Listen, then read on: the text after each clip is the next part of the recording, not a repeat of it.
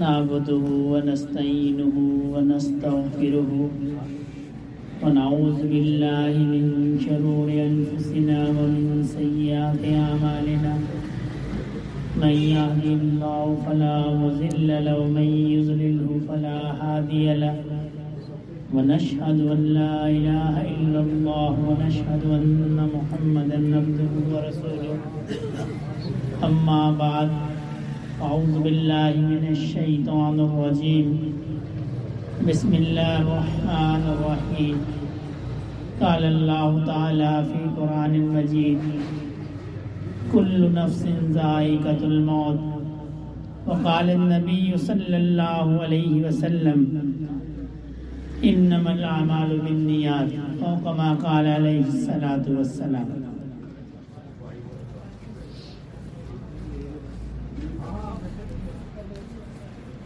انسان کی زندگی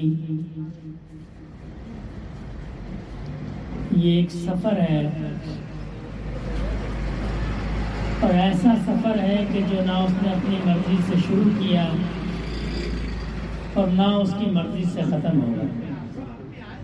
دنیا میں ہونے والے اکثر سفر انسان اپنی مرضی سے شروع کرتا ہے، چاہے اس پہ وہ راضی ہو یا نہ ہو، راضی ہو لیکن اس کا ارادہ اور اختیار ہوتا ہے۔ یعنی اگر اس کو کسی مجبوری میں بھی کہیں جانا ہے تب بھی وہ اپنے ارادے اور اختیار سے جاتا ہے۔ بہت کم سفر ایسے ہوں گے کہ جن میں اس کا ارادہ اور اختیار نہ ہو۔ زندگی کے سفر انسان اپنے ارادے اور اختیار سے چلتا ہے، لیکن یہ جو ہماری زندگی ہے اس کا سفر نہ انسان کے ارادے سے ہے نہ اختیار سے۔ یہ جب اللہ پاک نے چاہا ہم اس دنیا میں آ گئے، جب تک اللہ پاک چاہیں گے ہم اس دنیا میں رہیں گے، اور جب وہ چاہیں گے ہم اس دنیا سے چلے جائیں گے۔ اور ہم یہ سمجھتے ہیں کہ شاید اس سفر کا آغاز جو ہے یہ پیدائش سے ہماری شروع ہوتا ہے اور موت پہ ختم ہو جاتا ہے، تو ایسا نہیں ہے۔ نہ اس سفر کا آغاز پیدائش پہ شروع ہوا اور نہ اس سفر کا آغاز موت پر ختم ہوگا۔ پیدائش سے پہلے بھی ہم حالت سفر میں تھے اور موت کے بعد بھی ہم حالت سفر میں رہیں گے، اس وقت تک جب تک اللہ پاک ہمارے حق میں جنت یا دوزخ کا فیصلہ نہیں فرمانا۔ یہ سفر جو ہے زندگی کا یہ 4 مرحلوں پر مشتمل ہے۔ ایک وہ مرحلہ جو ہم گزار کے آ گئے ہیں، کون سا مرحلہ؟ عالم ارواح کا مرحلہ۔ اللہ پاک نے جب روحوں کو پیدا فرمایا تو سب سے وعدہ لیا، الست بربکم، کیا میں تمہارا رب ہوں؟ سب نے کہا قالوا بلا، ہاں آپ ہمارے رب ہیں۔ جواب دیا آپ ہمارے رب ہیں۔ میں نے بھی کہا اور آپ نے بھی کہا۔ اب ہمیں یاد ہو کہ نہ یاد ہو، لیکن ہم اللہ رب العزت سے یہ وعدہ کر کے آئے ہیں کہ اللہ پاک آپ ہمارے رب ہیں۔ تو وہ جو زندگی کا سفر کا ایک مرحلہ تھا وہ ہم گزار کے آ گئے۔ اس مرحلے کے اندر ہم نے اللہ رب العزت سے وعدہ کر لیا کہ یا اللہ پاک آپ ہمارے رب ہیں۔ پھر اللہ پاک نے اس وعدے کی آزمائش کے لیے ہمیں اس زمین پر، ہمیں اس زندگی میں اللہ پاک نے پیدا فرمایا۔ الذی خلق والموت، الذی خلق الموت والحیات لیبلوکم ایکم احسن عملا۔ اللہ نے زندگی اور موت کو اس لیے پیدا کیا تاکہ تم پہچانے جاؤ کون نیک عمل کرتا ہے۔ وہ جو ہم نے وہاں پہ الست بربکم کا وعدہ کیا تھا اللہ سے، اللہ نے اس زندگی میں اس وعدے کو دیکھنے کے لیے کہ ہم وفا کرتے ہیں کہ نہیں کرتے زندگی میں۔ ہم سمجھتے ہیں کہ ہمارا آغاز ہی یہیں سے ہوا، ہمارا آغاز یہیں سے، ہمارا آغاز یہاں سے نہیں ہوا۔ ہمارا آغاز تو اللہ پاک نے جب روح کو بنایا ہمارا آغاز شروع ہو گیا۔ اور پھر اس زندگی کے سارے معاملات کیا کہتے ہیں ہم، جب بھی ہمیں نیکی کی اور ہدایت کی بات کرتا ہے ہم کہتے ہیں جی مریں گے تو دیکھا جائے گا۔ ہم یہ سمجھتے ہیں کہ شاید جب ہم مریں گے تو مٹی میں مل جائیں گے، سب ختم ہو جائے گا، ہمارا یہ سفر مکمل ہو جائے گا۔ ایسا نہیں ہے۔ موت تو صرف منتقل ہونے کو کہتے ہیں۔ جیسے ہم عالم ارواح سے یہاں آئے، ایسے ہی ہم اس دنیا سے ہم دوبارہ عالم برزخ میں چلے جائیں گے، بس اور کوئی فرق نہیں پڑے گا۔ جب ہم عالم ارواح سے یہاں آئے تھے، اللہ نے ہمیں یہ مادی وجود دیا، پہلے نہیں تھا، روح تھی۔ اللہ نے ماں کے پیٹ کے اندر ہمیں یہ مادی وجود دیا۔ جب ہم قبر کے اندر چلے جائیں گے یہ مادی وجود وہیں ختم ہو جائے گا، لیکن ہم پھر بھی رہیں گے، جس کو عالم ارواح کہتے ہیں۔ یہ قبر میں یہ جسم مٹی بنے گا، میں یا آپ مٹی نہیں بنیں گے۔ جب مردہ قبر کے اندر جاتا ہے، منکر نکیر اس سے سوال کرتے ہیں، اس کے دنیا میں جو اعمال ہیں، دنیا میں وہ جیسے کما کے آیا ہے، جو اعمال کر کے آیا ہے، وہ قبر کے اندر اس کا حساب کتاب ہوگا۔ پھر حدیث شریف کا مفہوم ہے کہ قبر یا جنت کے باغوں میں سے باغ ہوتی ہے یا جہنم کے گڑھوں میں سے گڑھا ہوتا ہے۔ وہ وقت بھی میں نے اور آپ نے گزارنا ہے، وہ ہمارے سفر کا حصہ ہے، اور کوئی بھی نہیں جانتا کہ وہ وقت کب آ جائے گا۔ دنیا میں کوئی فرد یہ دعویٰ نہیں کر سکتا کہ جی میری موت اس دن آئے گی، اور اس کا دعویٰ صحیح بھی ہو۔ کیے بہت سارے لوگوں نے کہ جی میری عمر اتنی ہوگی، اللہ پاک کو پتہ ہے کتنی ہوگی۔ کچھ چیزوں کا علم اللہ نے اپنے پاس رکھا ہے، جن میں موت شامل ہے، کل کیا ہوگا، ماں کی پیٹ میں کیا ہے، بارش ہوگی کہ نہیں ہوگی، اس کا علم اللہ نے اپنے پاس رکھا۔ کوئی نہیں جانتا ہم کس حال میں اس دنیا سے رخصت ہوں گے۔ ہم نے جو اللہ سے وعدہ کیا تھا، ہم اس وعدے کو پہ پورا اتر کے رخصت ہوں گے کہ حالت نافرمانی میں رخصت ہوں گے۔ اس وعدے کی اہمیت اس وقت ہے جب اس آزمائش کی دنیا میں ہم پورا اتریں۔ جب بندہ یہاں سے پورا اتر کے جائے گا تو پھر اس کے لیے اللہ پاک نے وہاں نعمتیں رکھی۔ ہاں ٹھیک ہے، تم نے وعدہ سچا کیا تھا، تم نے صحیح کہا تھا میں تمہارا رب ہوں، تم اس دنیا میں رہے لیکن مجھے رب مانتے رہے۔ آج اس دنیا میں اپنے آپ کو دیکھ لینا کہ ہم نے اللہ کو کتنا مانا ہے۔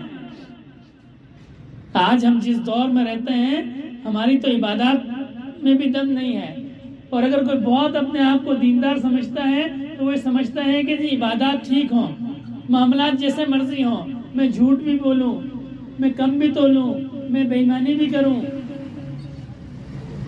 حالانکہ یہ ایسے گناہ ہیں، نبی کریم صلی اللہ علیہ وسلم سے کسی نے پوچھا ہے رسول اللہ مومن جو ہے یہ جھوٹ بول سکتا ہے؟ فرمایا مومن جھوٹ نہیں بول سکتا۔ دو اور گناہ بتائے گئے تو آپ نے فرمایا ہاں وہ کر سکتا ہے، جھوٹ نہیں بول سکتا۔ اور ہمارا یہ حال ہے کہ ہم جھوٹ کو تو گناہ ہی نہیں سمجھتے، ہم جھوٹ کو گناہ نہیں سمجھتے، ہم اس کو کاروبار کی ٹیکنیک سمجھتے ہیں، ہم دھوکے کو گناہ نہیں سمجھتے، ہم اس کو ہوشیاری سمجھتے ہیں۔ ہم کہتے ہیں جی میں نے اس سے ہوشیاری کر لی ہے۔ تو اللہ پاک نے تو ہمیں دنیا میں آزمائش کے لیے بھیجا ہے، صرف عبادت کے لیے نہیں بھیجا ہے۔ ہم نے اللہ کی مرضی کے مطابق زندگی گزارنی ہے۔ جس گناہ کے اندر ہم لوگ ملوث ہو گئے ہیں، یہ اتنے بڑے بڑے گناہ ہیں کہ صرف ایک گناہ پر اللہ پاک نے انبیاء اکرام کی امتوں کو کسی کی صورت مسخر کر دی، مسخ کر دی، کسی پہ جو ہے وہ آگ کا عذاب آ گیا، کسی پہ جو ہے ہوا کا عذاب آ گیا۔ لیکن نبی کریم صلی اللہ علیہ وسلم کی برکت ہے کہ اللہ نے ہمارے ظاہر کے چہروں کو محفوظ رکھا، نہ امت کسی عذاب سے ہلاک ہوئی مجموعی، نہ ان کے چہروں کو بگاڑ ہوا۔ میں نے کہیں پڑھا کہ بنی اسرائیل کے اندر جب کوئی گناہ کرتا تھا اس کے دروازے پہ لکھ دیا جاتا تھا اس نے رات یہ گناہ کیا۔ میں اور آپ گناہ کرتے ہیں اور صبح جب معاشرے میں جاتے ہیں اللہ ہمارے عیوب پہ پردہ ڈال دیتا ہے، اللہ ہمارے عیوب پہ پردہ ڈالتے ہیں، لوگ سمجھتے ہیں کتنا نیک آدمی ہے۔ یہ اللہ نے پردہ رکھا ہے، یہ اللہ کی محبت ہے ہم سے کہ اللہ نے ہمارے عیبوں پہ پردہ ڈال دیا۔ ہم گناہ کرتے ہیں اللہ ان کو چھپا لیتا ہے، اور ایسی محبت اللہ نے کی ہے لوگوں کو بھی حکم دیا ہے کسی کا گناہ دیکھو تو چھپا لو، کسی کا گناہ دیکھو چھپا لو، کسی کا عیب دیکھو چھپا لو۔ تم دنیا میں عیب چھپاؤ گے، اللہ قیامت کے دن تمہارے عیب کو چھپائے۔ کیوں؟ بندے سے اللہ نے محبت کی ہے، اللہ نے بندے سے محبت کی ہے۔ یہ دنیا ہماری آزمائش ہے، یہ دنیا تفریح کے لیے، کمانے کے لیے اللہ نے ہمیں نہیں دی۔ یہ دنیا یہ دنیا اللہ نے اپنی یاد کے لیے دی ہے، اپنے اس وعدے کے، ہمارے اس وعدے کے لیے دی ہے۔ ہم نے کہا تھا آپ ہمارے رب ہیں، اس دنیا میں ہمیں یہ ثابت کرنا ہے کہ ہم اپنے وعدے پہ قائم ہیں۔ اپنے دل پہ ہاتھ رکھیں، میں بھی رکھتا ہوں، ہم اللہ سے کیے اس وعدے پہ کتنا قائم ہیں؟ ہم نے اللہ اور اس کے رسول صلی اللہ علیہ وسلم کے احکام پہ کتنا عمل کیا؟ 50 سال عمر ہو گئی، 60 سال عمر ہو گئی، ہم نہ نمازی بن سکے، نہ مسلمان بن سکے صحیح، نہ اچھے شہری بن سکے، نہ اچھے باپ بن سکے، نہ اچھے شوہر بن سکے۔ ہم نے کبھی دیکھا کہ نبی کریم صلی اللہ علیہ وسلم کی سیرت مبارکہ کیا تھی؟ میرے جو معاملات ہیں یہ رسول اللہ صلی اللہ علیہ وسلم کے معاملات سے ملتے ہیں کہ نہیں ملتے؟ وہاں تو جو پیمانہ ہے وہ تو نبی کریم صلی اللہ علیہ وسلم کی ذات اقدس کا پیمانہ ہے،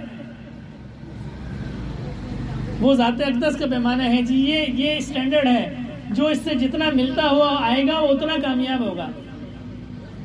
ہم نے اپنی شکل کو نبی کریم صلی اللہ علیہ وسلم کے چہرے سے ملایا، ہم نے اپنے لباس کو رسول اللہ کے لباس سے ملایا، ہم نے اپنے معاملات کو رسول اللہ کے معاملات سے ملایا، ہم نے اپنی معاشرت کو رسول اللہ کی معاشرت سے ملایا۔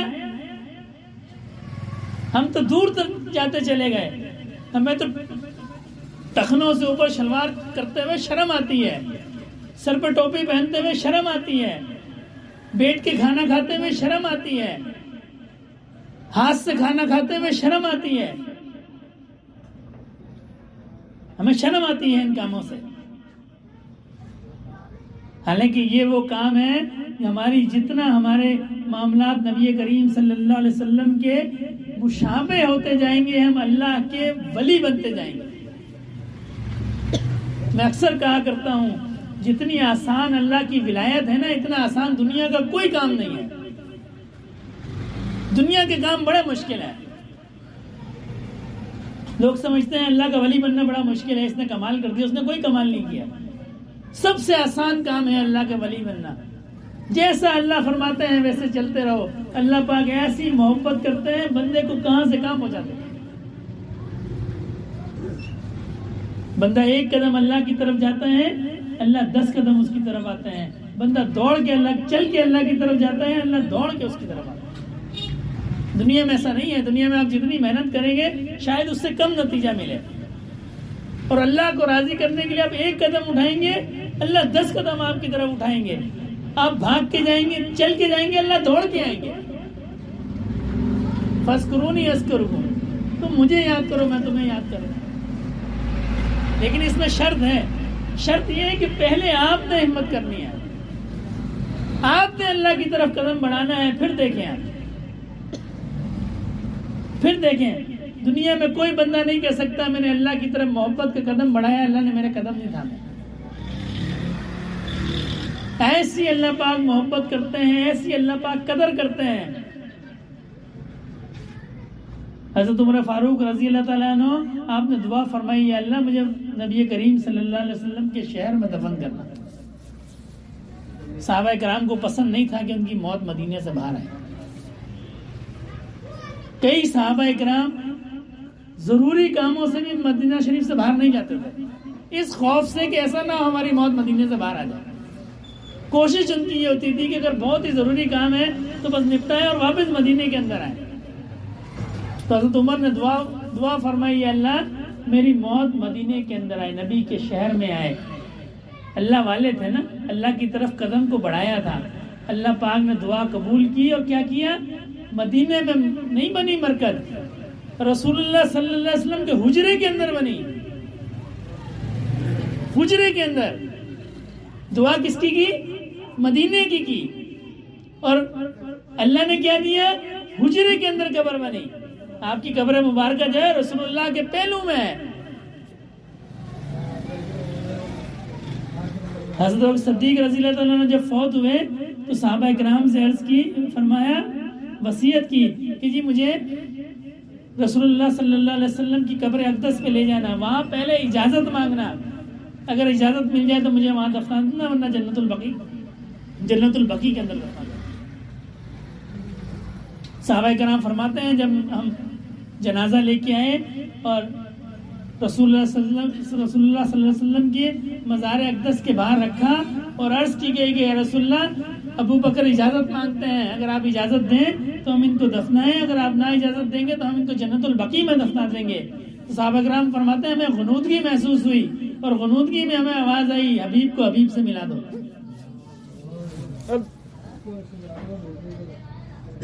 ضمناً مجھے ایک بات یاد آ گئی، بی بی عائشہ نے خواب دیکھا کہ ان کے حجرے کے اندر 3 چاند جو ہیں وہ اترے، حجرے کے اندر 3 چاند اترے ہیں۔ صبح انہوں نے خواب جو ہے تو صدیق رضی اللہ تعالیٰ عنہ سے بیان فرمایا کہ میں نے ایسا ایسا خواب دیکھا، تو آپ خاموش رہے اور پوچھا عائشہ تمہاری کیا تعبیر ہے، تمہارا کیا خیال ہے؟ تو انہوں نے عرض کی کہ ابا جی میرا یہ خیال ہے کہ مجھے رسول اللہ صلی اللہ علیہ وسلم سے 3 اولادیں ہوں، اپنا تعبیر۔ تو حضرت صدیق خاموش رہے۔ پھر جب رسول اللہ صلی اللہ علیہ وسلم کا وصال ہوا اور آپ نے وہاں پہ پردہ فرمایا تو آپ نے ابو صدیق رضی اللہ عنہ نے بی بی عائشہ کو بلایا، فرمایا یہ پہلا چاند ہے۔ پھر دوسرا چاند کون ہوا؟ حضرت صدیق خود، اور تیسرا حضرت عمر۔ تو اللہ نے حضرت عمر کی دعا ایسی قبول فرمائی کہ رسول اللہ صلی اللہ علیہ وسلم کے ساتھ کر دیا۔ جن کو وہ پسند نہیں ہے نا وہ بھی جب عمرے پہ جاتے ہیں تو وہیں سے گزرتے ہیں۔ ایسا اللہ نے قرب کا معاملہ بنا۔ بندہ اللہ کی طرف قدم بڑھاتا ہے، اللہ اس کے قدم کو تھام لیتا ہے۔ میں نے اور آپ نے غلطی کی، ہم نے 50 سال 60 سال ضائع کر دیے، بالکل ضائع کر دیے ہم نے۔ بے شک ہم نمازی رہے لیکن ہم نے پھر بھی ضائع کر دیا، ہم نے اللہ سے دوستی نہیں لگائی، ہم نے اللہ سے دوستی نہیں لگائی۔ اللہ تو دوستی کی ایسی قدر کرتے ہیں۔ حضرت موسیٰ علیہ السلام کہیں تشریف لے کے جا رہے تھے، دیکھا ایک شخص ہے دیوانہ سا اور اس کا منہ آسمان کی طرف ہے اور وہ کہہ رہا ہے یا اللہ پاک آپ اکیلے رہتے ہیں تو آپ کا تو بڑا مسئلہ ہوتا ہوگا، کپڑے دھونے والا نہیں ہوگا، اگر میں ہوتا تو کپڑے دھوتا، اگر میں آپ کے پاس ہوتا تو آپ کے بالوں کی کنگھی کرتا، میں آپ کے پاس ہوتا تو آپ کو سرما لگاتا۔ تو حضرت موسیٰ علیہ السلام نے جب یہ گفتگو سنی تو اس سے کہنے لگے بھائی یہ تو اللہ پاک تو ان ضروریات سے کہ محتاج نہیں ہے، یہ تو تم گناہ کی باتیں کرتے ہو۔ تو وہ چپ ہو گیا، وہ ڈر گیا۔ جب آپ کوہ طور پر گئے اور اللہ پاک سے آپ کی ملاقات، بات ہوئی، گفتگو ہوئی، اللہ پاک نے فرمایا بھائی تم میرے دوست کو مجھ سے جدا کر کے آئے ہو، تم نے میرے دوست کو مجھ سے کیوں جدا کر دیا؟ بندے کا ایسا اللہ سے تعلق ہو، ایسی اللہ سے محبت ہو، جس دن ہمیں اللہ سے ایسی محبت ہو گئی نا کہ ہم نے اللہ سے باتیں شروع کر دی۔ میں یہ بات اکثر کہا کرتا ہوں، جس دن ہم نے اللہ سے باتیں، ہم دوستوں سے شکوہ کرتے ہیں نا، مجھے ان سے کوئی شکایت ہے تو میں ان سے کرتا ہوں، ان سے کوئی شکایت ہے تو ان سے کرتا ہوں، ایسے کرتے ہیں، ہمارے معاشرے کا رواج ہے۔ تو بھائی انہیں ان سے کیوں کرتے ہیں، ہم اللہ سے کیوں نہیں کرتے؟ انہوں نے حل نہیں کرنی، اللہ نے حل کرنا، اللہ نے اس کے دل میں ڈالنا ہے۔ اور یہ میرا ذاتی تجربہ ہے یہ بات۔ ایک ہمارے بزرگ تھے، ان سے کوئی غلط فہمی ہو گئی تو انہوں نے اس فقیر کو فون کیا اور کافی ناراضگی کا اظہار کیا، صرف دعا کی، مصلی پہ سر رکھا، دعا کی اللہ آپ اس غلط فہمی کو دور کر سکتے ہیں۔ کچھ دنوں میں دوبارہ فون آ گیا۔ یہ میرے تجربہ شدہ بات ہے، یہ کتابی بات نہیں ہے۔ کسی سے شکایت ہو، کوئی دکھ دے تو بجائے اس کے کہ اس سے غیبت کی جائے، اس سے غیبت کی جائے، اس سے اللہ سے عرض کی جائے نا اللہ میرا قصور نہیں ہے، یا اگر قصور ہے تو پھر معافی مانگ لیں کہ جی میرا قصور ہے، آپ درست جگہ پہ ہیں۔ اور یہ سب سے مشکل کام ہے، کسی سے معافی مانگنا یہ سب سے مشکل کام ہے، وہ دیندار آدمی ہو یا بے دین آدمی ہو۔ ہم معافی نہیں مانگ سکتے۔ ہمارے حضرت دامت برکاتہم عالیہ کے بعد محلے کے ایک شخص آئے تو حضرت اس میں یہ واقعہ بیان فرماتے ہیں، حضرت فرمانے لگے کہ وہ محلے کا ہی شخص تھا، کوئی گدھا گاڑی ہوتی ہے نا، تو وہ کہ اس سے لگ گئی تو اس نے اس کو وہ سنائی، خود کہنے لگا میں نے اس کو وہ سنائی جو مجھے نہیں سنانی چاہیے۔ وقت نکل گیا، کچھ عرصے کا اس کی شاید آنکھ میں مسئلہ ہو گیا، اب وہ بڑھتا رہا، بہت اس نے علاج کرایا لیکن وہ ٹھیک نہیں ہوا۔ تو حضرت جی کے پاس آیا دعا کے لیے. حضرت جی نے فرمایا بھائی تم نے اس سے زیادتی کی تھی اس دن, تم اس سے معافی مانگ لو, یہ ٹھیک ہو جائے گا. کہہ رہے نہیں جی اس سے معافی نہیں میں مانگ سکتا. یہ کسی کو معافی مانگنا یا کسی کو معاف کرنا یہ سب سے مشکل کام ہے. اور یاد رکھیں اس میں وعیدیں بھی بہت سخت ہیں. ایک حدیث مبارکہ میری نظر سے گزری کہ اگر کوئی شخص آپ سے معافی مانگنے آئے اور آپ اس کو معاف نہ کریں, کوئی شخص کسی سے معافی مانگنے آیا اور دوسرے نے اس کو معاف نہ کیا, نبی کریم صلی اللہ علیہ وسلم نے فرمایا پھر قیامت کے دن میرے حوض کوثر پہ نہ آنا. کوئی تمہارے پاس معافی مانگنے آیا اور تم نے اس کو معاف نہیں, میں تمہیں معاف نہیں کرتا, فرمایا پھر قیامت کے دن میرے حوض کوثر پہ پانی پینے نہ آنا. کیونکہ مشکل کام ہے معاف کرنا, یہ سب سے مشکل کام ہے. معافی مانگنا اور معاف کرنا یہ سب سے مشکل کام ہے. تو اپنے معاملات کو ایسا رکھنا ہے, اللہ ہر چیز اللہ کے لیے. ان الصلاۃ و نسکی و محیای و مماتی للہ رب العالمین. نماز بھی اللہ کے لیے, قربانی بھی اللہ کے لیے. پہلے دونوں عبادتوں کی مثال دے دی. نماز کیا ہے؟ بدنی عبادت ہے, بدن سے جو عبادات ہوتی ہیں اس کی مثال نماز ہے. ونسکی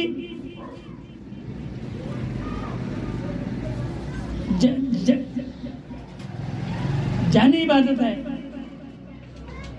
قربانی. پھر اس سے آگے بات کر دی کہ صرف دونوں عبادت میں نہیں, وہ محیای و مماتی, زندگی بھی اللہ کے لیے اور موت بھی اللہ کے لیے. صرف نماز اور قربانی وغیرہ نہیں, عبادات نہیں, زندگی بھی اللہ کے لیے اور موت بھی اللہ کے لیے. اپنے دل پہ ہم ہاتھ رکھیں, ہم اللہ کے لیے لوگوں سے ملتے ہیں, ہم اللہ کے لیے دشمنیاں رکھتے ہیں, ہم اللہ کے لیے دوستیاں رکھتے ہیں, ہم اللہ کے لیے محبت رکھتے ہیں. ہم تو بھائی اس لیے نہیں رکھتے, ہم تو اپنے کاروباری معاملات کے لیے محبت رکھتے ہیں, ہم اپنے خاندان کے لیے محبت رکھتے ہیں, لڑائیاں بھی رکھتے ہیں تو مال کے لیے رکھتے ہیں.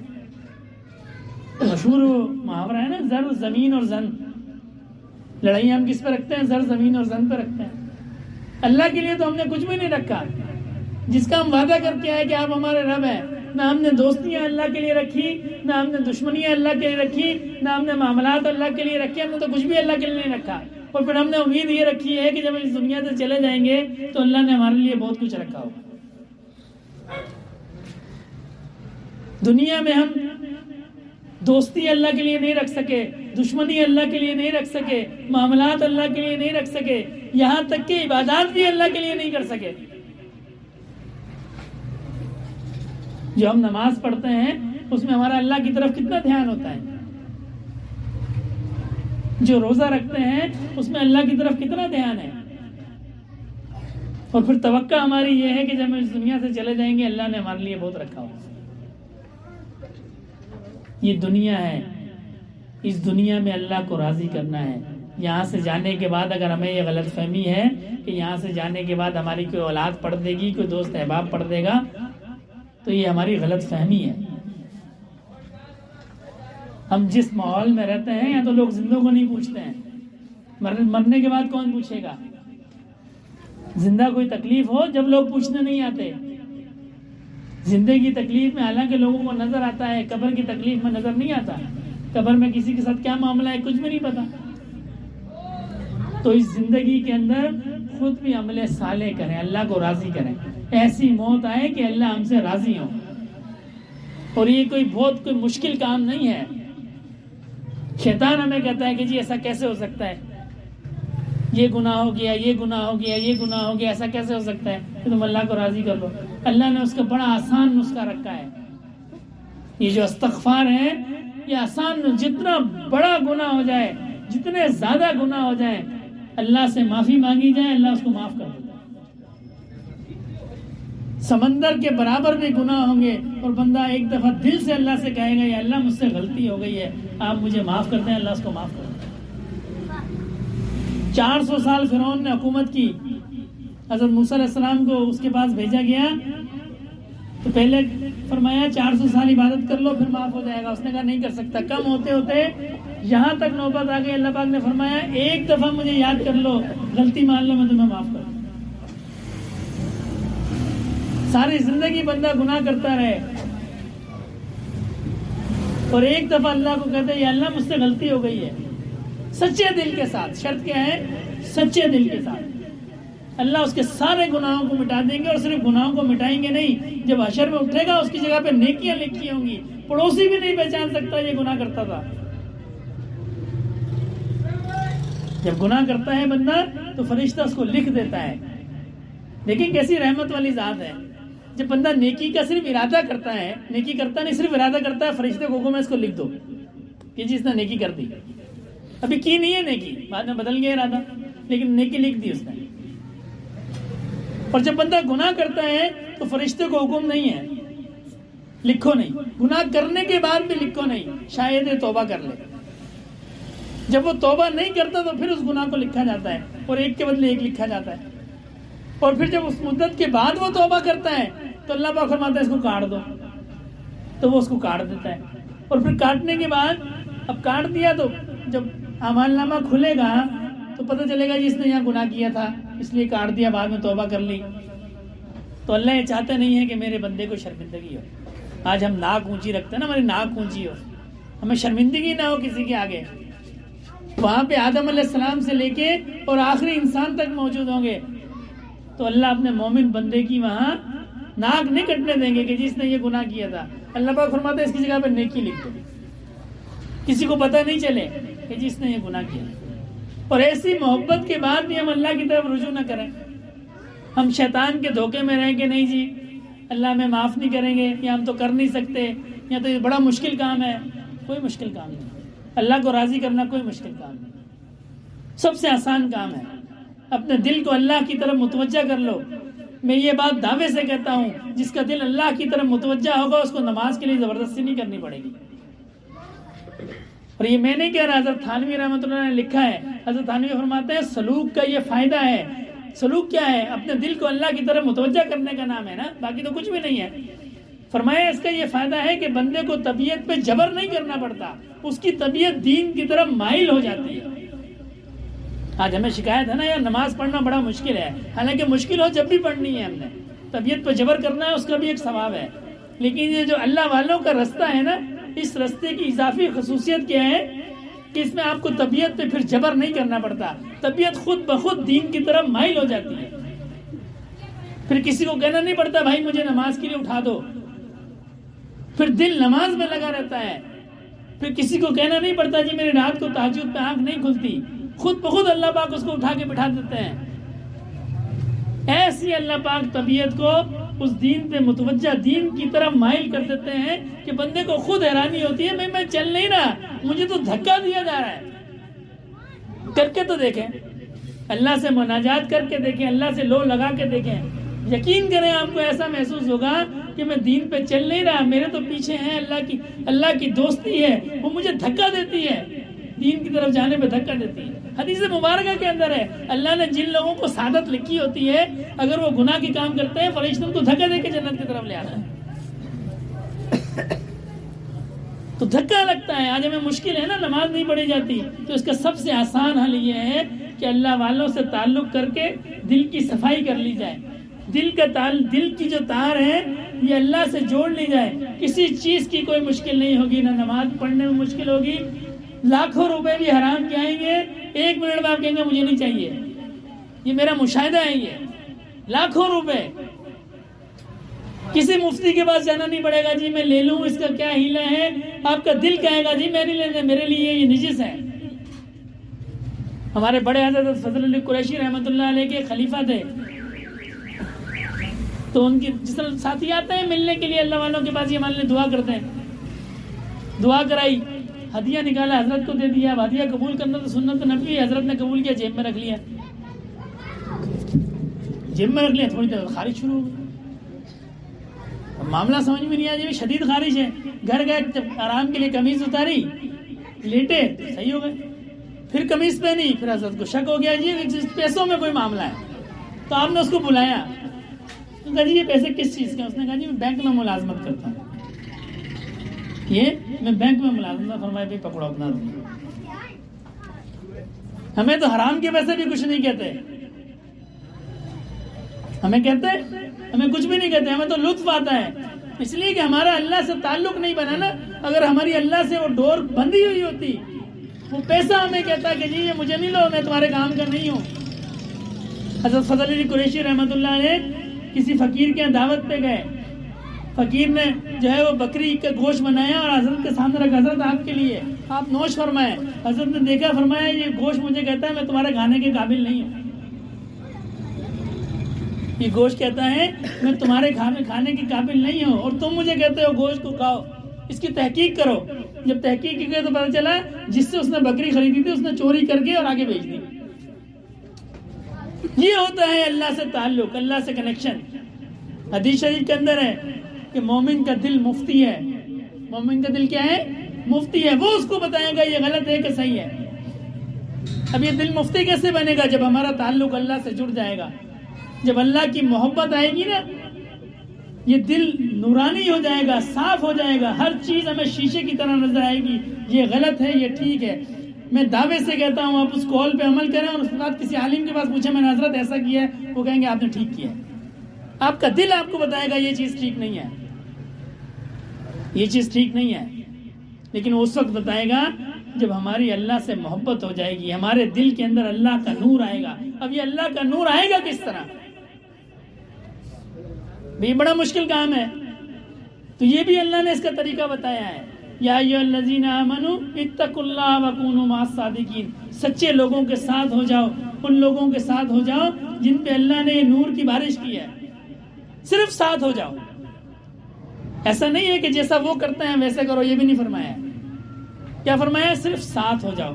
جب تم ان کے ساتھ ہو جاؤ گے تو خود بخود وہ نور کی کرنیں تم میں منتقل ہوں گی، پھر ان جیسے اعمال کرنا آسان ہو جائے گا۔ وہ بزرگ فرماتے ہیں جب کسی صحیح العقیدہ شیخ کے ہاتھ میں، باعمل ولی کامل کے ہاتھ میں ہاتھ دے دو گے، پھر کوئی چیز سیکھنے اور پوچھنے کی ضرورت نہیں ہے۔ تم اپنے شیخ کے دیکھتے رہو، ان کا ہر عمل آپ کو سنت کے مطابق ملے گا، بس ویسے ویسے کرتے رہو۔ مسجد میں داخل ہوں گے تو دایاں پاؤں ہوگا، نکلیں گے تو بایاں پاؤں ہوگا، کھانا سیدھے ہاتھ سے ہوگا، کھانے کی دعا ہوگی، جو بھی معمولات ہیں وہ آپ اپنے شیخ کی صرف زندگی میں، ہم نے تو دیکھا ہے، کسی سے ہم نے نہیں سیکھے، کسی کتاب میں نہیں پڑھے، ہم نے تو اللہ والوں کو چلتے پھرتے دیکھا، ان کو نقل کیا، بس صرف نقل کیا۔ تو اللہ نے اسی لیے فرمایا ساتھ ہو جاؤ، بس ان کو نقل کرو، ان کو دیکھتے رہو گے، یہ نور تمہارے دل کے اندر آتا رہے گا۔ اور پھر اللہ والے کیا کرتے ہیں؟ پھر وہ بتاتے ہیں اللہ کا ذکر، اللہ کا ذکر کرو۔ اور اللہ کا ذکر کیا ہے؟ یہ دلوں کا نور ہے، یہ دلوں کی زندگی ہے۔ وہ اس کی کیفیت کو دیکھ کے تھوڑا تھوڑا، لوگ سمجھتے ہیں جی یہ اب صوفی ہو گیا ہے تو اس کی تو زندگی خراب ہو گئی ہے، یہ دنیا کے کسی کام کا نہیں رہا، جبکہ ہم نے تو صوفیوں کو دیکھا ہے کام کے ہی وہ ہوتے ہیں، باقی لوگ تو بیکار ہوتے ہیں۔ حدیث میں نبی صلی اللہ علیہ وسلم نے فرمایا زندہ کون ہے؟ جو اللہ کا ذکر کرتا ہے، اور جو اللہ کا ذکر نہیں کرتا وہ کیا؟ وہ مردہ ہے، وہ کسی کام، مردہ کس کام کا؟ یہ صوفی ہیں جو زندہ ہیں، جو اللہ کو یاد کرتے ہیں۔ تو پھر ذکر کرتا ہے بندہ، پھر وہ نور اس کے سینے میں منتقل ہوتا ہے، بڑی آسان زندگی ہو جاتی ہے۔ آج ہم جتنے پریشان ہیں، جتنی مشکلات کا شکار ہیں، اس کی 100% وجہ یہ ہے کہ ہم اللہ سے دور ہیں۔ جب ہم اللہ کے نزدیک آ جائیں گے، یہ پریشانیاں بھی ختم ہو جائیں گی، یہ دکھ بھی ختم ہو جائیں گے، یہ تکلیفیں بھی ختم ہو جائیں گی، اطمینان ہو جائے گا، اطمینان۔ ایک بزرگ سے کسی نے پوچھا حضرت موت سے بڑا ڈر لگتا ہے، موت سے بڑا ڈر لگتا ہے، تو حضرت نے فرمایا کچھ اعمال اس کو بتائے، اس کو فرمایا یہ اعمال کیا کرو، استغفار اور اللہ کی یاد۔ کچھ عرصہ بعد کہنے لگا حضرت اب ڈر نہیں لگتا۔ اب حضرت نے پوچھا تمہیں کیوں ڈر لگتا تھا اور اب کیوں نہیں لگتا؟ پہلے کیوں ڈر لگتا تھا، اب بھی تو مرو گے، اب کیوں نہیں لگتا؟ پھر فرمایا بھائی پہلے تمہیں اس لیے ڈر لگتا تھا، تمہیں پتا تھا میرا وہاں گھر ہے اور وہاں پہ میں نے سانپ اور بچھو پال کے رکھے ہیں، ہمیں پتہ ہے نا ہمارے جیسے اعمال ہیں، ہم مر جائیں گے تو ہمارے ساتھ کیا ہوگا، اس لیے ہمیں ڈر لگتا ہے۔ فرمایا کسی کو یہ پتا ہو کہ جی میرا فلاں گاؤں میں، میرے ملک کے اندر ایک بنگلہ ہے جس میں حوریں ہیں، جس میں بہت عالیشان سامان ہے، جس کے اندر لگژریز ہیں، جس کے اندر بڑی آسائشیں ہیں، کس کا دل کرتا ہے بھائی میں وہاں نہ جاؤں؟ کرتا ہے کسی کا دل کہ میں یہاں پہ لگا رہا ہوں کام کے اندر ہوں، میں وہاں جا کے آرام نہیں کروں؟ سب کا دل کرتا ہے۔ تو ہم اپنے اگلے ٹھکانے پہ سانپ اور بچھوؤں کو بیچ دیتے ہیں، اس لیے ہمیں ڈر لگتا ہے۔ تو دعا فرمائے اللہ رب العزت ہمیں اپنی محبت نصیب فرمائے، ہمیں موت کی تیاری کرنے کی توفیق عطا فرمائے۔ کسی کو نہیں پتا کس کا وقت کب آ جائے، کسی کو نہیں پتا ہم یہاں سے اٹھیں گے کہ نہیں اٹھیں گے۔ ابھی کچھ ہمارے ساتھی فوت ہوئے ہیں بالکل اچانک، نہ وصیت کا موقع ملا ہو، تو خیر اللہ والے تھے وصیت پہلے ہی کر کے گئے تھے، بلکہ مجھے ضمناً بات آ گئی، ہمارے مولانا محمد نواز صاحب ہمارے بڑے صاحب خلیفہ تھے، بہت اللہ والے تھے، بہت اللہ والے تھے۔ حضرت کو ماشاءاللہ عالم بھی تھے، عامل بھی تھے، صوفی بھی تھے اور با کمال شخصیت تھے۔ جب موت کا وقت آیا حضرت فون پہ بات کر رہے تھے، بس بات مکمل نہیں کر سکے۔ یہ اللہ والے کی موت ہے، تو پہلے راضی کر لو بھائی۔ اگر ہمارا یہ خیال ہے کہ موت کا فرشتہ آئے گا تو ہم استغفار شروع کر دیں گے، یہ ہماری غلط فہمی ہے۔ فون پہ بات کر رہے تھے، لفظ مکمل نہیں کر سکے، فون ہاتھ سے گر گیا، جو فقیر خدمت میں تھے وہ دوڑے آئے، انہوں نے حضرت کو پکڑا، حضرت فوت ہو۔ یہ تو موت ہے۔ ہم کس بھروسے پہ بیٹھے ہوئے ہیں کہ جی اگلے سال کر لیں گے، 6 مہینے میں کر لیں گے، 2 مہینے میں کر لیں گے، صبح کر لیں گے، بہت وقت ہے۔ کوئی وقت نہیں ہے، اتنی سی بھی مہلت نہیں ملتی، اتنی سی کہ بات مکمل کر سکیں۔ اتنے بڑے اللہ کے ولی، میں نے تو حضرت کو دیکھا ہے، حضرت کی زیارت کی ہے، اتنے بڑے اللہ کے ولی، اور اتنی مہلت نہیں ملی۔ وہ تو اللہ والے تھے، انہوں نے پہلے اللہ کو راضی کیا تھا۔ ہم امید پہ ہیں، ہمیں شیطان نے جھوٹی امید دلا دی ہے، جھوٹے دعوے کر دیے ہیں، جھوٹا ہمیں ایک گمان دے دیا ہے کہ جی ہم کر لیں گے توبہ، کوئی مسئلہ نہیں ہے، جب موت کا وقت آئے گا ہم کر لیں گے توبہ۔ ایسا ہی وقت آئے گا، جیسا یہ وقت ہے ایسا ہی موت کا وقت ہوگا، بس ایک دم آنکھ بند ہو جائے گی، بس پہ وہ ملک الموت آئے گا، یوں پکڑے گا اور کھینچ لے گا، بس جسم یہ رہ جائے گا، روح کو ساتھ لے جائے گا۔ پھر روح میں سے خوشبو آتی ہے کہ بدبو آتی ہے، حدیث شریف کا مفہوم ہے، جب فرشتے لے کے جا رہے ہوتے ہیں نا میت روح کو، تو باقی سارے فرشتوں کو پتہ چلتا ہے کہ جی یہ نیک بندہ تھا کہ برا بندہ تھا، کیونکہ برے بندے سے بدبو آتی ہے۔ باقی فرشتے بھی کہتے ہیں لے جاؤ بھائی اس کو نیچے سجلین کے اندر، اور جو نیک روح ہوتی ہے اس کے ساتھ خوشبوئیں آتی ہیں، باقی مخلوقات کو پتہ چلتا ہے یہ اللہ کا نیک بندہ تھا۔ ابھی تو ہم عطر وطر لگا کے سب برابر کر لیتے ہیں نا، وہ جب یوں پکڑ کے کھینچے گا تو ابھی تو ہم دوستوں سے چھپا لیتے ہیں، اور جب وہ کھینچے گا تو پوری مخلوق کو پتہ چلے گا سوائے انسان اور جنوں کے کہ یہ نیک تھا کہ بد تھا۔ وقت کافی ہو گیا، دعا فرمائے اللہ رب العزت ہمیں موت کی تیاری کی توفیق عطا فرمائے۔ سب پہ یہ وقت آنا ہے، سب پہ۔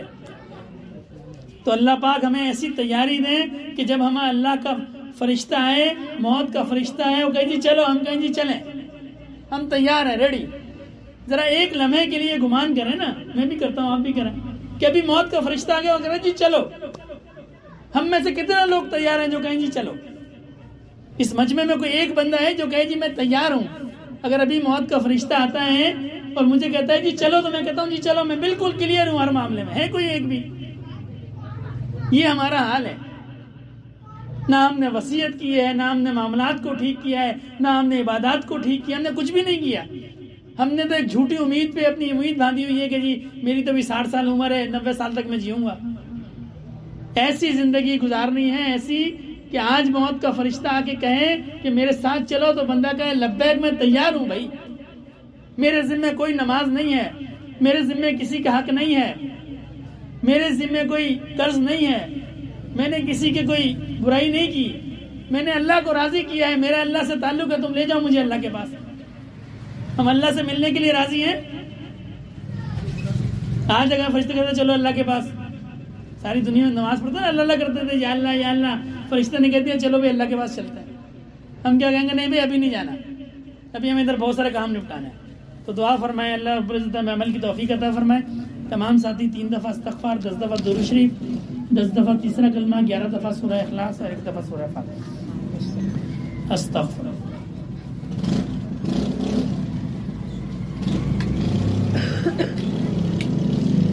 سبحان اللہ والحمد للہ ولا الہ الا اللہ واللہ اکبر ولا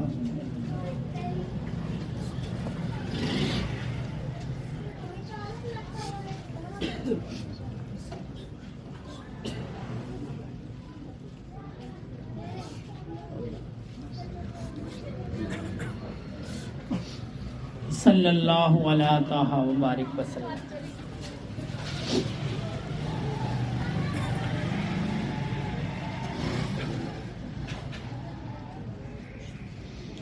قل هو اللہ احد اللہ الصمد لم یلد ولم یولد۔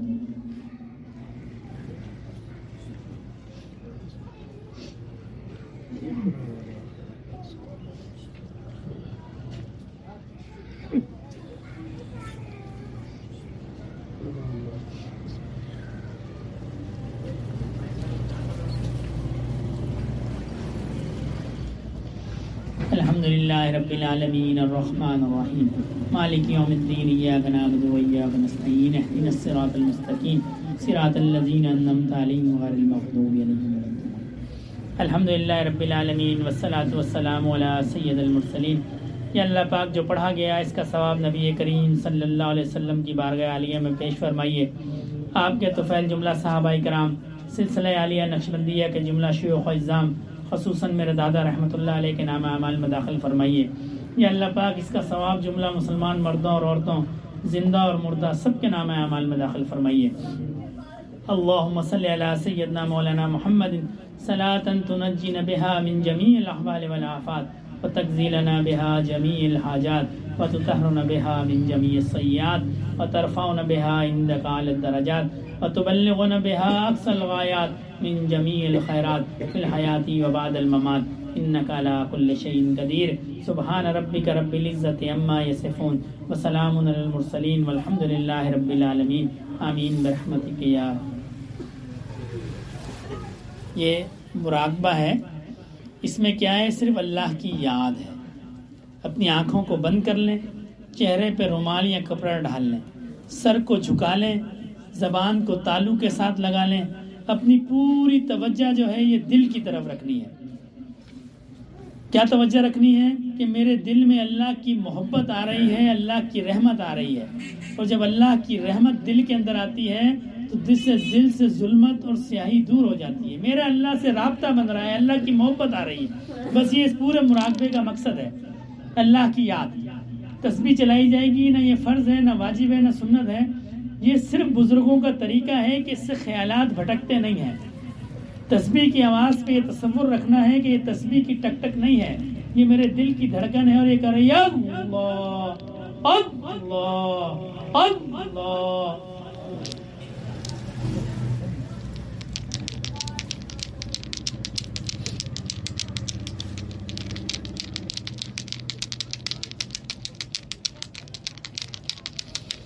انما المؤمنون الذين اذا ذكر الله وجلت قلوبهم واذا تليت عليهم آياته زادتهم ايمانا وعلى ربهم يتوكلون الذين يقيمون الصلاة ومما رزقناهم ينفقون۔ اللہ اللہ اللہ۔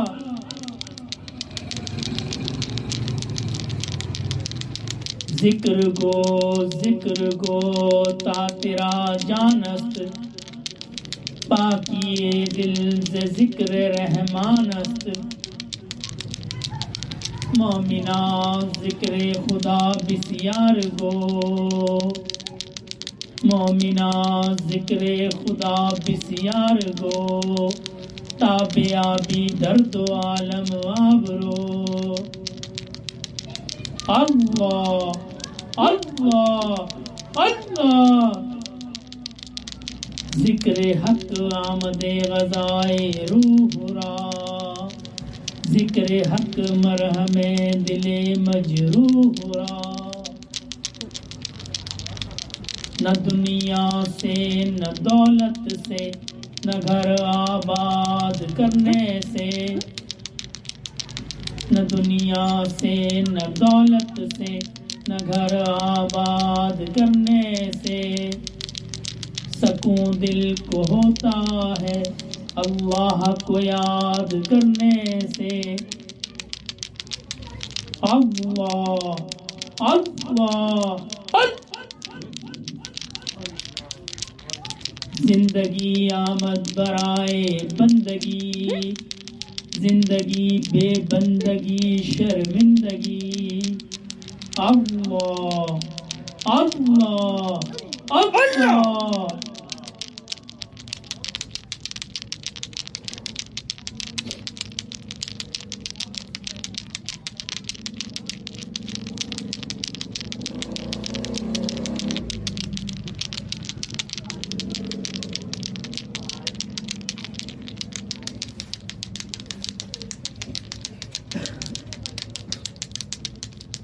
گناہوں پہ میں نے جو دن تھے گزارے، پشیمان میں ان پہ جو لمحے گزارے۔ گناہوں پہ میں نے جو دن تھے گزارے، پشیمان میں ان پہ جو لمحے گزارے۔ یا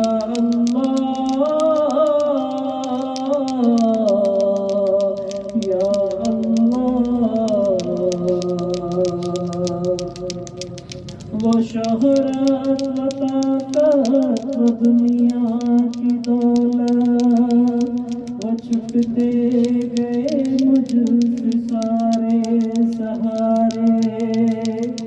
میری میں نے مجھ کو مسلسل گرایا، سمجھ میں نہ پایا وہ تیرے اشارے۔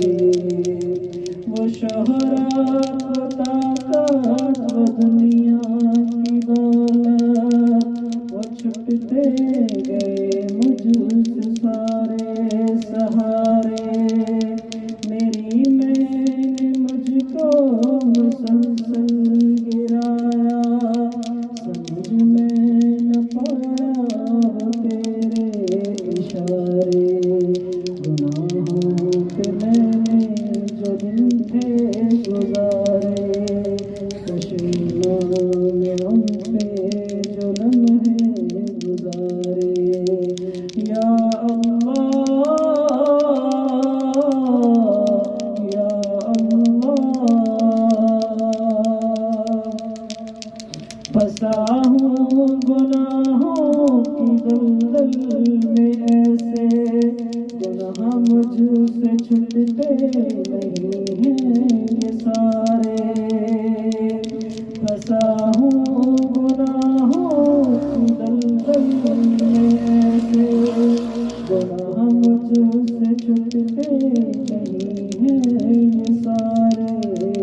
میں ظلمت میں ڈوبا رہا ہوں مسلسل، خدایا بچانے لگا دے کنارے۔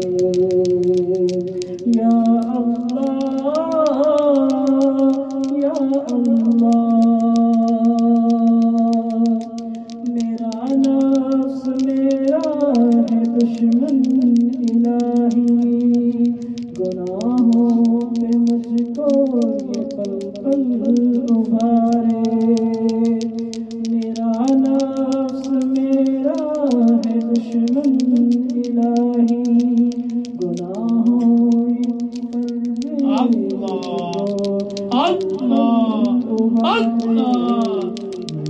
زور شیطان پہ چلتا کہاں ہے، مسلسل خدایا یہ بندہ ہی ہارے۔ یا اللہ یا اللہ، میں دنیا کے رنگوں میں یوں کھو گیا ہوں، بڑے مجھ کو لگتے ہیں منظر یہ پیارے۔ میں دنیا کے رنگوں میں یوں کھو گیا ہوں، بڑے مجھ کو لگتے ہیں منظر یہ پیارے۔ یہ فقیر یہ بس کھڑا ہے، مدد کو آپ کو ہی پکارے۔ یا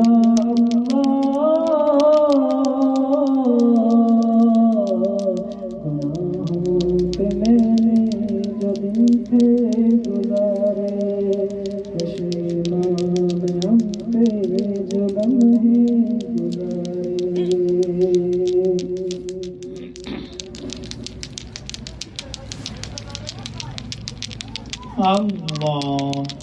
اللہ اللہ اللہ جا زندگی مدینے سے جھونکے ہوا کے شاید حضور ہم سے خفا ہے منا کے جا زندگی مدینے سے جھونکے ہوا کے کچھ ہم بھی اپنا چہرہ باطن سنواریں کچھ ہم بھی اپنا چہرہ باطن سنواریں ابو بکر سے کچھ آئینے عشق و وفا کے جا زندگی مدینے سے جھونکے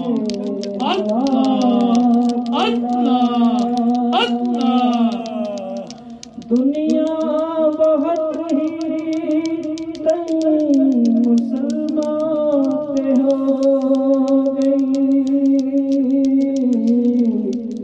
دنیا بہت ہی تنگ مسلمان پہ ہو گئی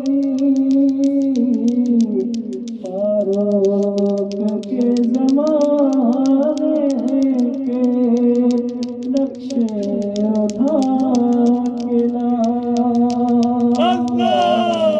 جا زندگی مدینے سے جھونکے ہوا کے محروم کر دیا ہمیں جس سے نگاہ نے محروم کر دیا ہمیں جس سے نگاہ نے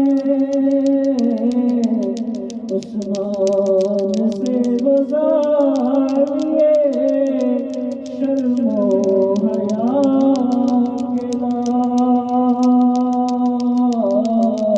شاید حضور ہم سے خفا ہے منا کے باطل سے دب رہی ہے پھر امت رسول کی باطل سے دب رہی ہے پھر امت رسول کی منظر ذرا حسین سے کربلا کے باطل سے دب رہی ہے پھر امت رسول کی منظر ذرا حسین سے کربلا کے جا زندگی مدینے سے جھونکے ہوا کے شاید حضور ہم سے خفا ہے منا کے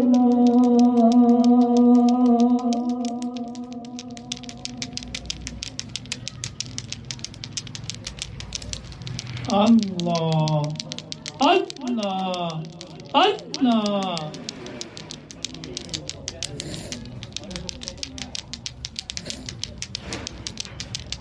الہی تیری چوکھٹ پر بھکاری بن کے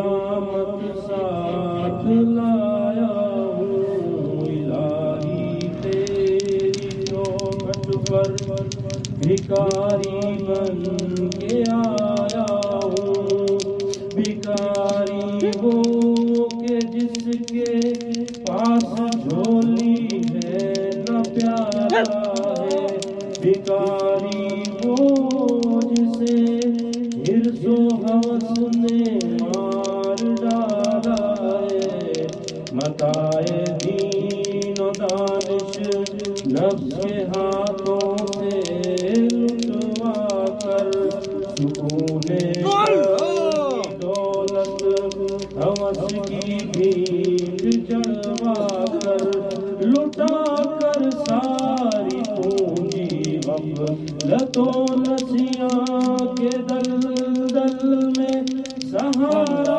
لینے آیا ہوں تیرے کعبے کے آنچل میں گناہوں کی لپٹ سے کائنات قلب افسردہ ارادے مزمحل ہمت شکستہ حوصلے مردہ کہاں سے لاؤں طاقت دل کی سچی ترجمانی کی کہ کس جھنجھاڑ گزری ہے گھڑیاں زندگانی کی خلاصہ یہ کہ بس جل بھن کے اپنی روسیائی سے سراپا پاتر بن کر اپنی حالت کی تباہی سے تیرے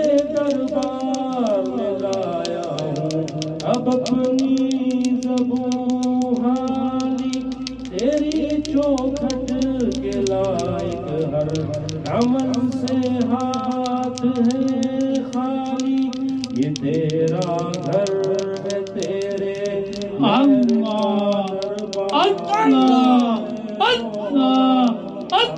نور ہے ایک ضبط انوار ہے مولا تیری چوکھٹ کے جو آداب ہے میں ان سے خالی ہوں نہیں جس کو سلیقہ مانگنے کا وہ سوالی ہوں زبان غیر ندامت دل کی ناقص ترجمانی پر خدایا رحم میری اس زبان بے زبانی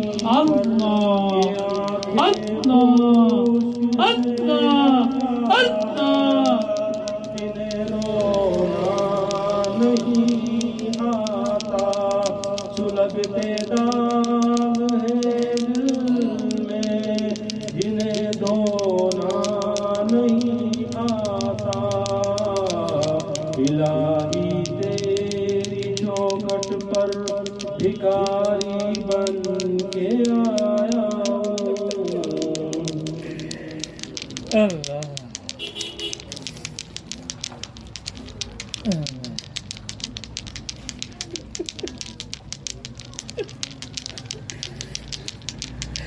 میں لجپالا دمگتا میرے پلے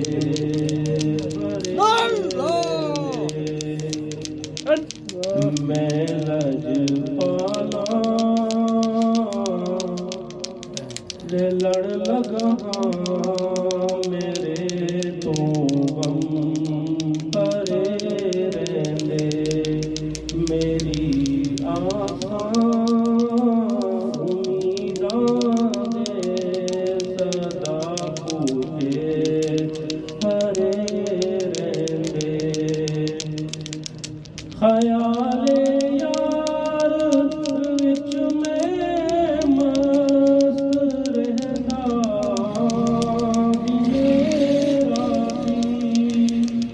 خیال یار وچ میں مست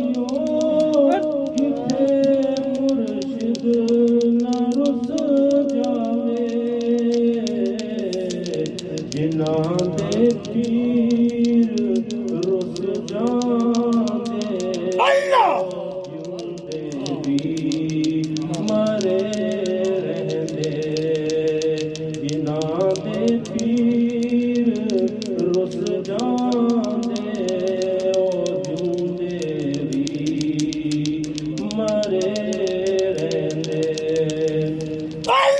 نیازی مینوں غم کادا میری نسبت ہے لاسانی نیازی مینوں غم کادا میری نسبت ہے لاسانی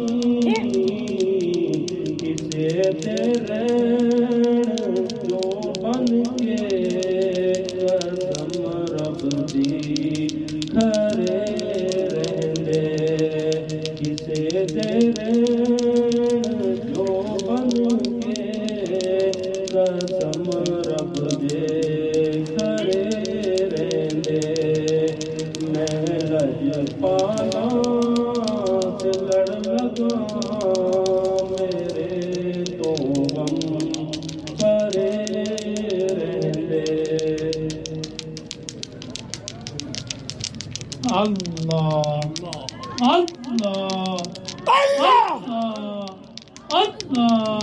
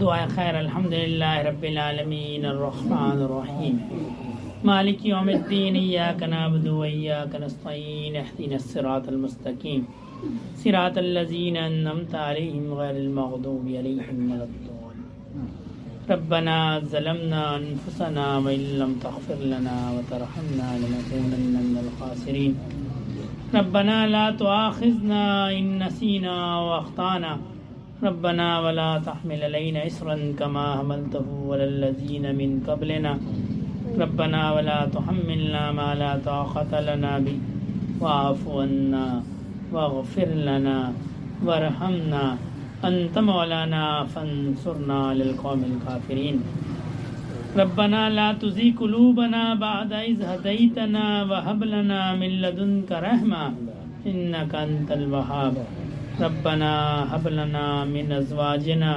وذرياتنا قرة اعين واجعلنا للمتقين اماما اللهم انا على ذكرك وشكرك وحسن عبادتك اللهم انك عفو تحب العفو فاعف عنا ربنا آتنا في الدنيا حسنة وفي الآخرة حسنة وقنا عذاب النار اللهم حاسبني حسابا يسيرا اللهم حاسبني حسابا يسيرا اللهم حاسبني حسابا يسيرا اللهم اغفر لنا قبل الموت وارحمنا عند الموت ولا تعذبنا بعد الموت ولا تحاسبنا يوم القيامة إنك على كل شيء قدير یا اللہ پاک اپنی رضا والی زندگی عنایت فرمائیے.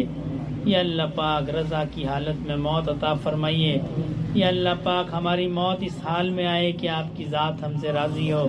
یا اللہ پاک ہم سے جو گناہ ہو گئے وہ اعلانیہ ہوں یا خفیہ ہوں، بڑے ہوں یا چھوٹے ہوں، ظاہری ہوں یا باطنی ہوں، یا اللہ پاک اپنی رحمت سے تمام گناہوں کو معاف فرمائیے۔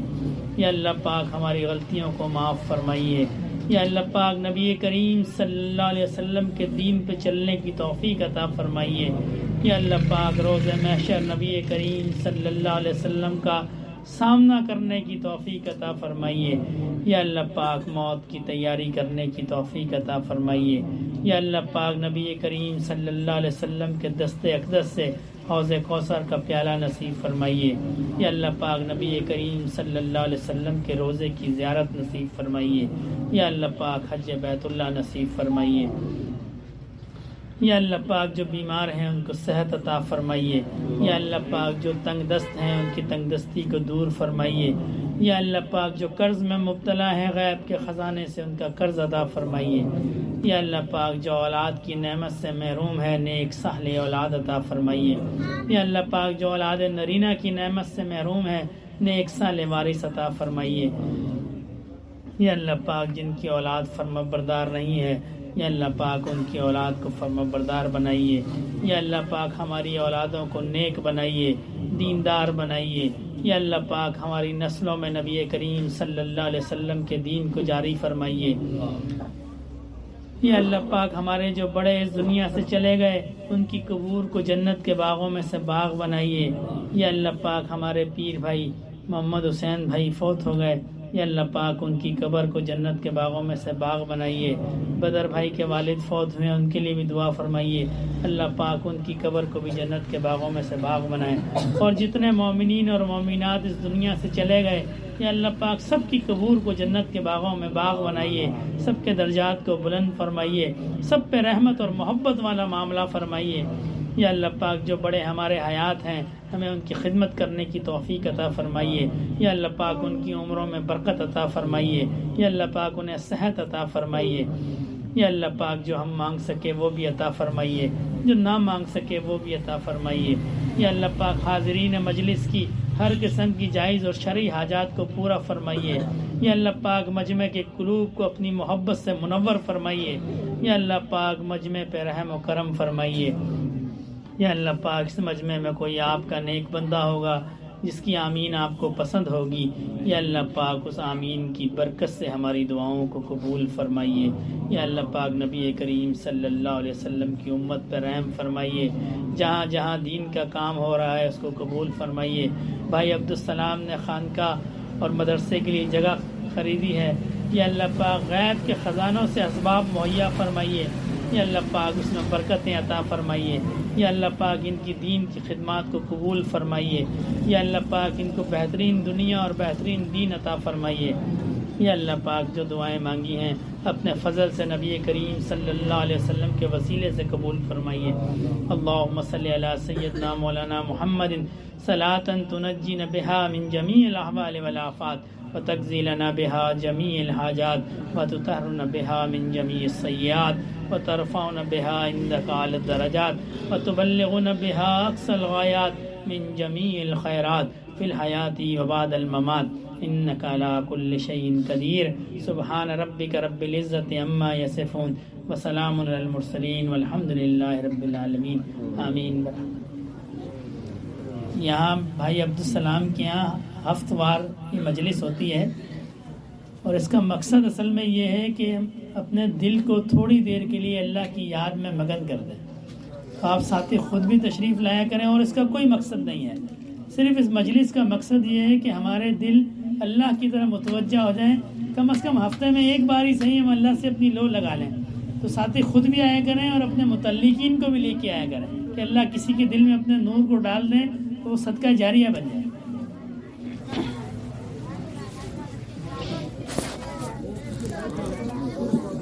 ساتھی